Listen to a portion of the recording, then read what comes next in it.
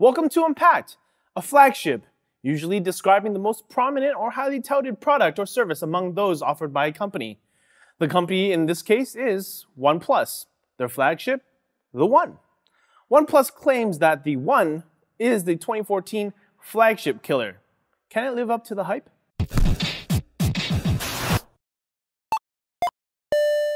So first off, who is OnePlus? Well, to quote their website, OnePlus is a technology startup committed to bringing the best possible technology to users around the world.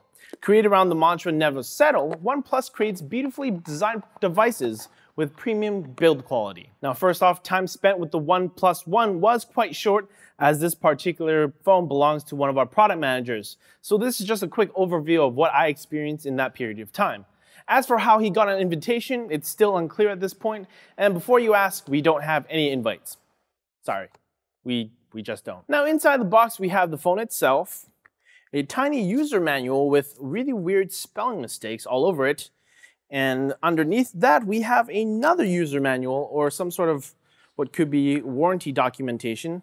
Now I actually can't tell because I don't actually read Chinese, despite what my face looks like. And we also have a nicely bundled up USB micro cable. It's flat design, it's got a little nice cable tie there. And a handy dandy SIM card removal tool. Now this has been very handy in the office as we've used it more than twice. All right, as for other accessories, we have a 2-amp wall charger and this weird foam block that came in the brown packaging to keep everything in place. Now moving on to the flagship killer.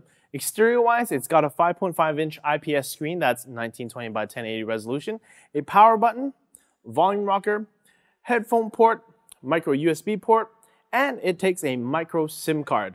In terms of specs, it's got a Qualcomm Snapdragon 801 quad-core CPU, 3 GB of RAM, and an Adreno 330 GPU. Now as for cameras, we've got a 13 megapixel back camera with dual LED flash, a front-facing selfie taker that takes selfies at 5 megapixels, and a 3100 milliamp hour battery that is non-removable. It also has dual-band wireless AC, Bluetooth 4.0, and pre-installed with CyanogenMod 11S. The One comes in 16 and 64 gigabyte capacities. You can distinguish the two by the phone's color. Silk white for the 16 gig and sandstone black for the 64 gig. Now I was definitely curious as why they didn't include a micro SD card slot or even a 32 gig model. Let's take a moment to discuss that for a bit. Everyone at the office knows me by now as that guy who can't fit all of his media files on his phone. At first I was confused as to why OnePlus just didn't decide to make a 32 gig version, but if you think about it, 32 gigs isn't really needed in this case. I mean, if you're someone who doesn't use their phone as a portable media device, 16 gigs is already enough for most people these days. I mean, you can always use cloud storage if you need to expand your storage needs. I totally understand that not everyone like me needs expandable storage. And if you are truly a media hungry machine, you can simply opt to go with the 64 gig model for only $50. That's a sweet deal. Just $50 for 4 times the storage, unlike some other companies, Apple, who charge $100 extra to double their phone storage and $200 to quadruple your storage. Shame on you, nameless company. Apple. Now let's go over some of the features of the flagship killer. CyanogenMod. Now I might lose some cool points here, but I've never rooted a phone before, although I did jailbreak an Apple iPhone, but that's a different story. My interaction with anything CyanogenModded was non-existent, and when I first tried the OnePlus One, it blew my mind. There were so many customization options for every little single detail you can think of, from page swipes to gesture controls. I actually ended up putting CyanogenMod on my old Nexus 5 that I use currently for my work phone. Now let's talk about the screen. The OnePlus One features an IPS 5.5-inch screen that stands at a 1920 by 1080 resolution. Now the viewing angles are quite nice and the colors are really vibrant. It's actually on par with my Z2. Now even though the OnePlus One has a bigger screen than my Z2, OnePlus One feels a lot better to hold in my hand, and I would chalk this up to its curved back rather than its flat back on the Z2. Now I still love my Z2, but this gets brownie points from the OnePlus One. On to battery life. Now the OnePlus One has a 31 milliamp hour battery compared to my Z2's 32 milliamp hour battery. And we got about a day and a half of use. Then that includes listening to music, browsing the internet, checking emails, and watching a whole lot of YouTube at medium brightness to medium high brightness settings. I was actually quite impressed. On-screen gestures. Now, tap to wake is something that has taken over my life. I didn't think anything of it before I used it, but since my Z2 has it, it was a welcome addition to see when I saw the option for it in the OnePlus One, so I activated that right away. There are also screen off gestures. With the screen off, there's a bunch of different things you can actually do to do certain functions. So for example, you can draw a circle, and it'll actually turn on the camera. There you go, I don't know if you can actually see that. If you draw a V, it turns on the flashlight, which you can barely see. You can see that? All right. All right, let's turn that back off. Cool. There's other things like drawing arrows to the right, drawing arrows to the left that actually skip tracks if you have your media player playing. And if you double tap it with 2 fingers, it'll actually pause the track. That's super neat. It's something you don't even have to turn on the screen for to save a whole lot more battery life, and it really adds value to the overall usage. Now, the next 2 features are features that I really loved about the OnePlus One. First off is the on-screen soft keys, or the hardware capacitive keys. When you first start the OnePlus One, the hardware capacitive keys are what take over the bottom chin bar. Now, the icons are menu, home, and back.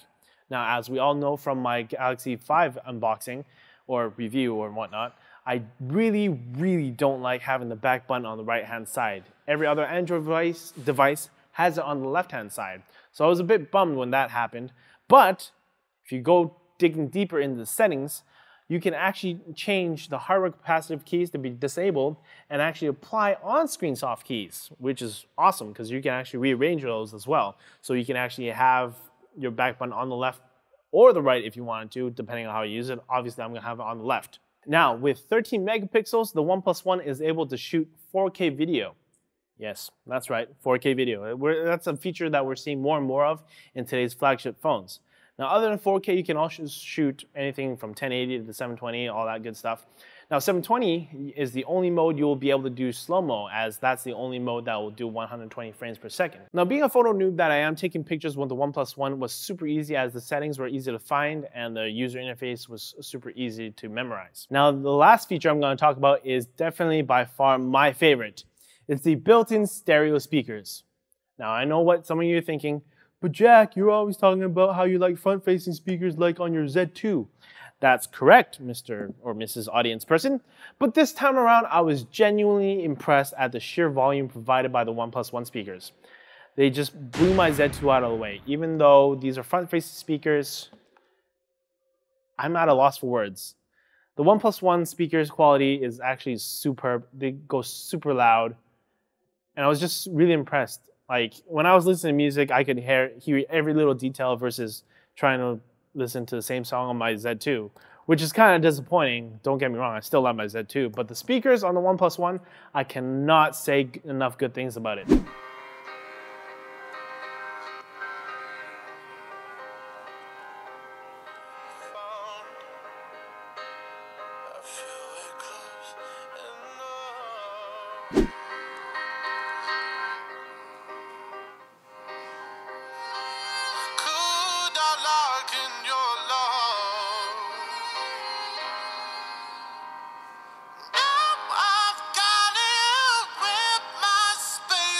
But then again, it's still the return of cupped hands at the very bottom if you're at a louder environment, say at a party, or if you're outside and there's you're at a truck stop and all the trucks are like starting up and you're trying to show someone, hey, look, check out NCIX's YouTube video at the truck station.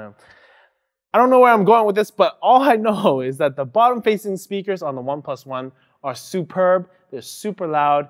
Ringtones sound great on it. Movies sound great on it. A+, OnePlus One. A+. So OnePlus's mantra of never settle at first may sound a bit too good to be true, but with the One being their first foray into the smartphone industry, they've done a good job for their first try of never settling. I mean, sure, I may have a few gripes with it, a few things I'd like to see added or changed, but I can definitely ignore that considering the fact that this is the first time they've ever done anything with phones. Plus, their competitors have taken years to try and perfect their flagships.